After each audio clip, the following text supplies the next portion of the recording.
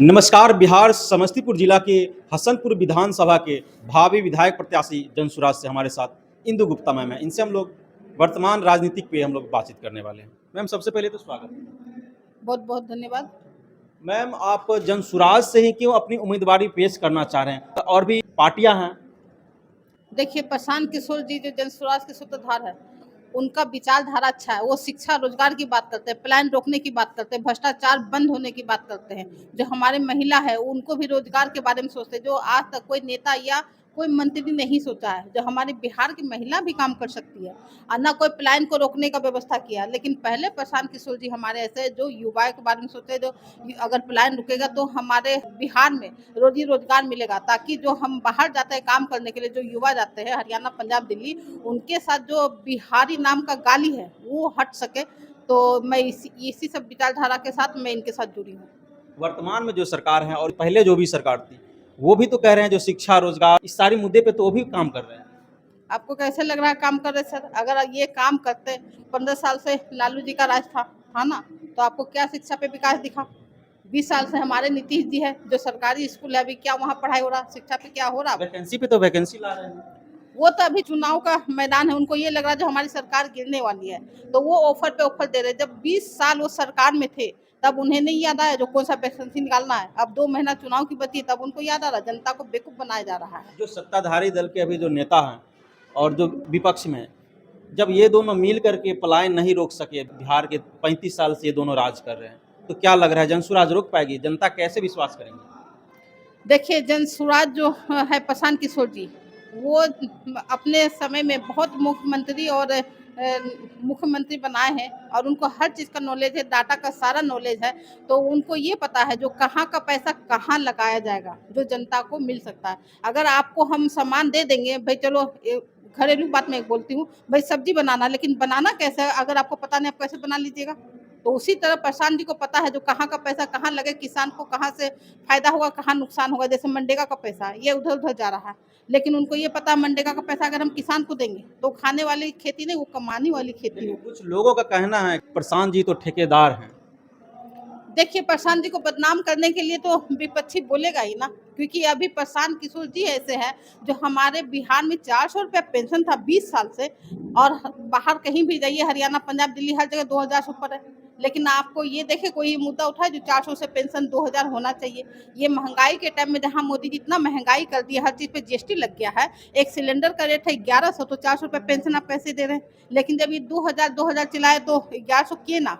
अगर ये 2000 नहीं चिल्लाते तो क्या 1100 पेंशन मिलती है आज हमारी महिला या पुरुष को? तो सब इनसे डर रहे हैं, इनके इनके ऊपर ऐसा ही आरोप लगाया जा रहा है। ऐसा कुछ नहीं है। एक बार जनसुराज पार्टी आएगी, जनता का राज होगा, तब आपको काम होते दिखेगा। इस बार बिहार में जो विधानसभा का चुनाव है, सबसे अहम मुद्दा शिक्षा और बेरोजगारी ही रहेगा क्या? हाँ, सबसे अहम मुद्दा शिक्षा, बेरोजगारी और भ्रष्टाचार रहेगा, जो घूसखोरी यहाँ चल रहा है। अभी आप एक काम करवाइए, चाहे वो पहचान पत्र बनाना है आपको या आधार कार्ड में कोई प्रॉब्लम है बनाना, सीधा बोलता है 1000 दो, 2000। जो इंदिरा आवास है उसमें जो पैसा आता है उसमें 40-40 हजार रुपया लिया जाता है। क्यों लिया जाता है?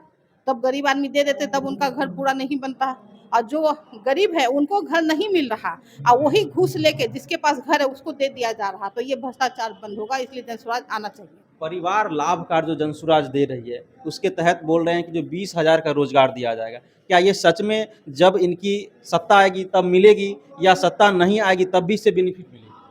देखिए, अभी तो हम लोग को यही है जो भाई जनसुराज पार्टी आएगी तभी वो लागू होगा। जनसुराज पार्टी आएगी तभी ना, जो हम बोल रहे 20,000 का लाभ मिलेगा। जब हमारी पार्टी बनेगी तभी होगा। अगर दूसरा कोई पार्टी रहेगा तो दिक्कत तो आएगी।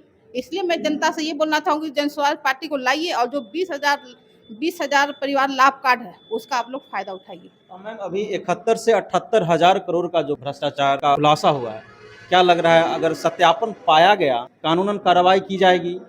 जिस तरह से लालू जी का 900 करोड़ घोटाला पे उनको जेल हुई थी, क्या इन लोगों को भी कार्रवाई होगी, या चोर चोर मौसेरा भाई? देखिए, मैं तो बोलूँगी कार्रवाई होना चाहिए। जब हमारे लालू जी से नहीं बचे तो फिर हम नीतीश जी को क्यों छोड़ दें? नीतीश जी को भी जवाब देना चाहिए। जो उनके सुपुत्र सीएम थे हमारे नीतीश जी, उनके सुपुत्र 17 महीना तो थे ना डिप्टी सीएम, तो ये जवाब उनको भी देना चाहिए। आप ये तो बोल रहे हैं हम 1700 आदमी को नौकरी दिए, तो फिर जो नुकसान हुआ वो क्यों नहीं बोल रहे जी नुकसान 17 महीना कैसे हुआ?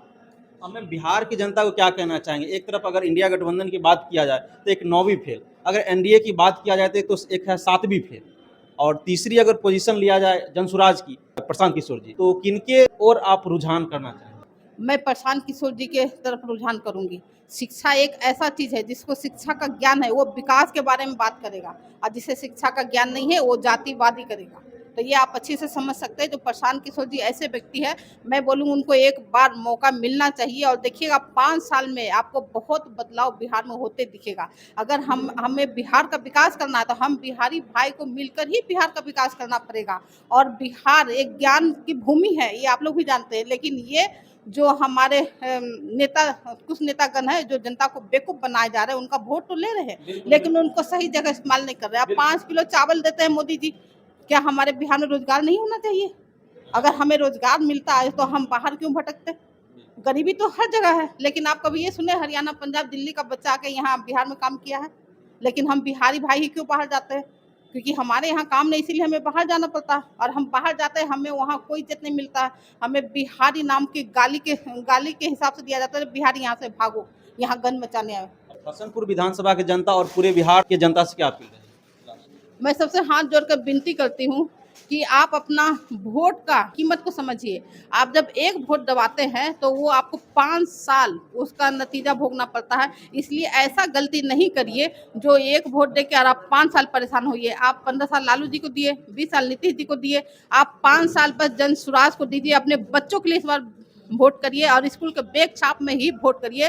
खास करके मैं अपने माता और बहनों से ये गुजारिश करूंगी कि अपने बच्चों के भविष्य के लिए सोचिए और जन स्वराज पार्टी को लाइए और बिहार का और हसनपुर विधानसभा का विकास करिए। तो बहुत आप लोग को क्या कहना है इस वीडियो के बारे में? आप लोग अपनी प्रतिक्रिया कमेंट बॉक्स के माध्यम से निश्चित ही दीजिएगा। मिलते हैं अगली वीडियो में, तब तक के लिए बहुत बहुत धन्यवाद।